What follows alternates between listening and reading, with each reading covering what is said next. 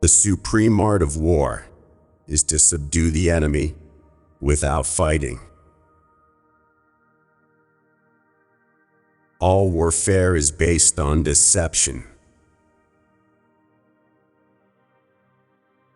If you know the enemy and know yourself, you need not fear the result of 100 battles.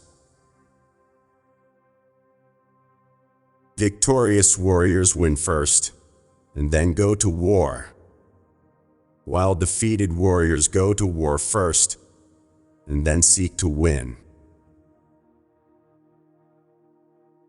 Let your plans be dark and impenetrable as night, and when you move, fall like a thunderbolt. Opportunities multiply as they are seized. To know your enemy, you must become your enemy. There is no instance of a nation benefiting from prolonged warfare. In the midst of chaos, there is also opportunity. Move swift as the wind and closely formed as the wood. Attack like the fire and be still as the mountain. Even the finest sword plunged into salt water will eventually rust. Treat your men as you would your own beloved sons, and they will follow you into the deepest valley. When you surround an army, leave an outlet free. Do not press a desperate foe too hard. He who wishes to fight must first count the cost. In war, the way is to avoid what is strong and strike at what is weak. The greatest victory is that which requires no battle. The general who wins the battle makes many calculations in his temple before the battle is fought. Tactics without strategy is the noise before defeat. Speed is the essence of war. A leader leads by example, not by force. If your enemy is secure at all points, be prepared for him. If he is in superior strength, evade him. Appear weak when you are strong, and strong when you are weak.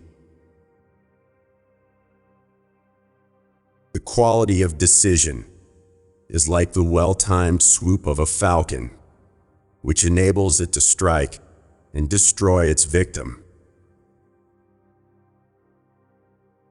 When the enemy is relaxed, make them toil. When full, starve them. When settled, make them move. To win 100 victories in 100 battles is not the acme of skill. To subdue the enemy without fighting is the acme of skill. The wise warrior avoids the battle. When you are weak, pretend to be strong. When you are strong, pretend to be weak. Strategy without tactics is the slowest route to victory. Tactics without strategy is the noise before defeat.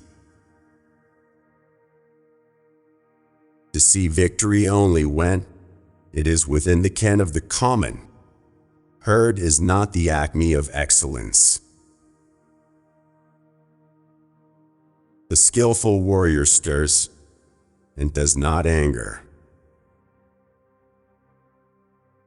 He who knows when he can fight and when he cannot will be victorious. The wise warrior is prudent and never seeks a battle that he cannot win.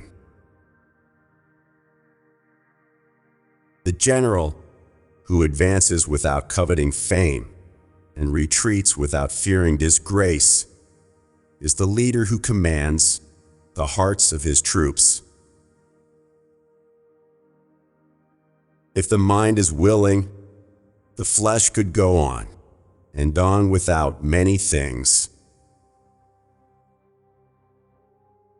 Do not repeat the tactics which have gained you one victory, but let your methods be regulated by the infinite variety of circumstances.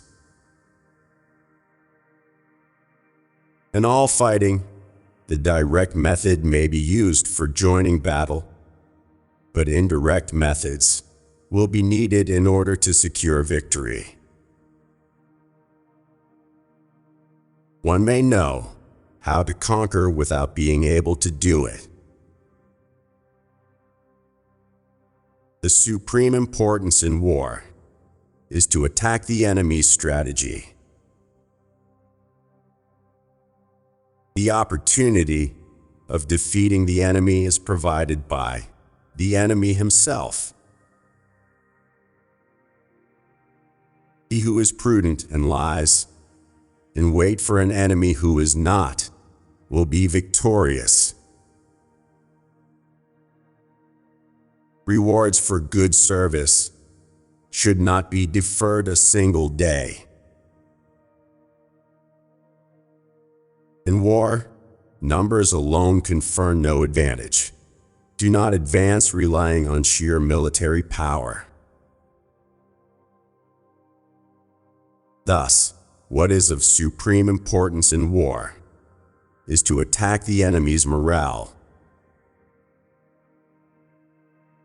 The good fighters of old first put themselves beyond the possibility of defeat, and then waited for an opportunity of defeating the enemy. When torrential water tosses boulders, it is because of its momentum. When the strike of a hawk breaks the body of its prey, it is because of timing. There is no general who has not heard of these 5 matters. Those who master them win. Those who do not are defeated.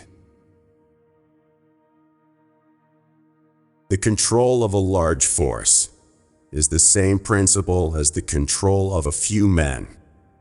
It is merely a question of dividing up their numbers. Water shapes its course according to the nature of the ground over which it flows. The soldier works out his victory in relation to the foe whom he is facing.